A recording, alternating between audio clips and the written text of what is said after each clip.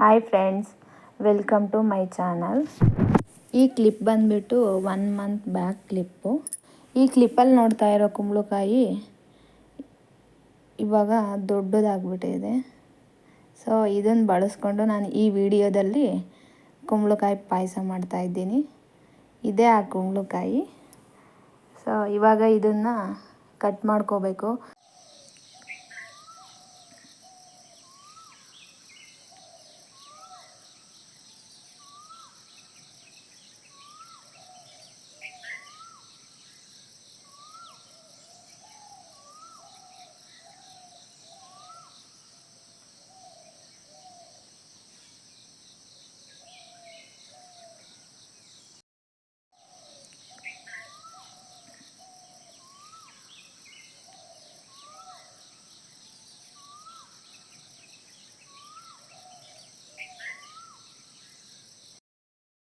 ಈ ಥರ ನಾನು ಕಟ್ ಮಾಡ್ಕೊಂಡಿದ್ದೀನಿ.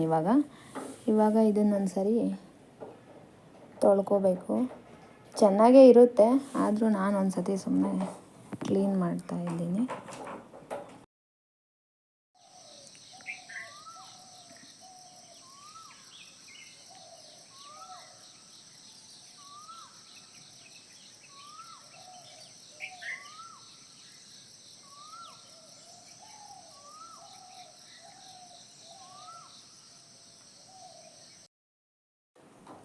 ಕ್ಲೀನ್ ಮಾಡ್ಕೊಂಡಿರೋದನ್ನ ಇವಾಗ ಬೇಯೋದಕ್ಕೆ ಇಡಬೇಕು.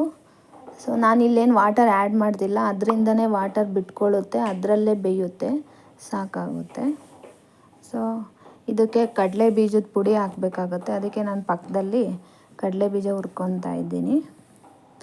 ನೋಡಿ, ಇವಾಗ ಒಂದು 20% ಬೆಂದಿದೆ. ಇವಾಗ ಸ್ವಲ್ಪ ಉಪ್ಪು ಹಾಕ್ಕೋಬೇಕಾಗುತ್ತೆ. ಸೊ ಅಷ್ಟು ಉಪ್ಪು ಹಾಕ್ತಾಯಿದ್ದೀನಿ.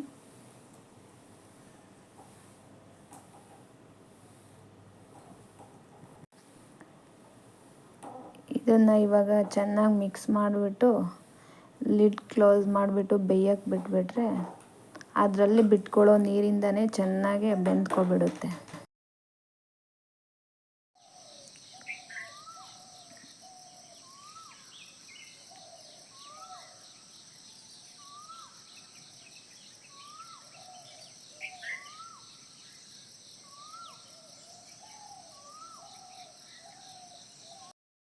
ನಾನು ಇವಾಗ ಈ ಪಾಯಸಕ್ಕೆ ಬೆಲ್ಲ ಆ್ಯಡ್ ಮಾಡ್ತೀನಿ.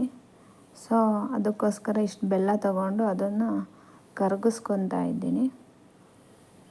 ನೋಡಿ, ಈ ಥರ ಚೆನ್ನಾಗಿ ಬೆಂದ ಮೇಲೆ ನಾನೇನು ಸ್ಮ್ಯಾಶರ್ ಯೂಸ್ ಮಾಡ್ದಂಗೆ ಸ್ಪೂನಲ್ಲೇ ಸ್ಮ್ಯಾಶ್ ಮಾಡ್ಕೋತೀನಿ ಚೆನ್ನಾಗಿ.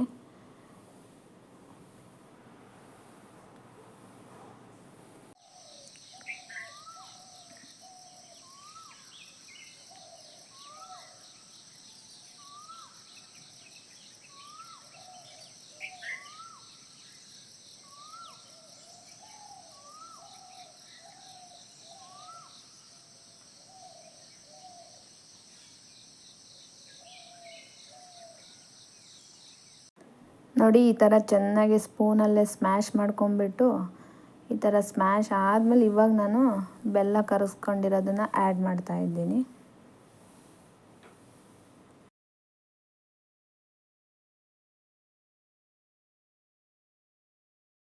ನೋಡಿ, ನಾನಿವಾಗ ಕಡಲೆ ಬೀಜ ಹುರಿದಿಟ್ಕೊಂಡಿದ್ನಲ್ಲ, ಅದನ್ನು ಗ್ರೈಂಡ್ ಮಾಡ್ಕೊಂಬಿಟ್ಟು ಅದನ್ನು ಇದಕ್ಕೆ ಆ್ಯಡ್ ಮಾಡಿಬಿಟ್ಟು ಚೆನ್ನಾಗಿ ಮಿಕ್ಸ್ ಮಾಡಿಕೊಂಡ್ರೆ ಕುಂಬಳಕಾಯಿ ಪಾಯಸ ರೆಡಿ.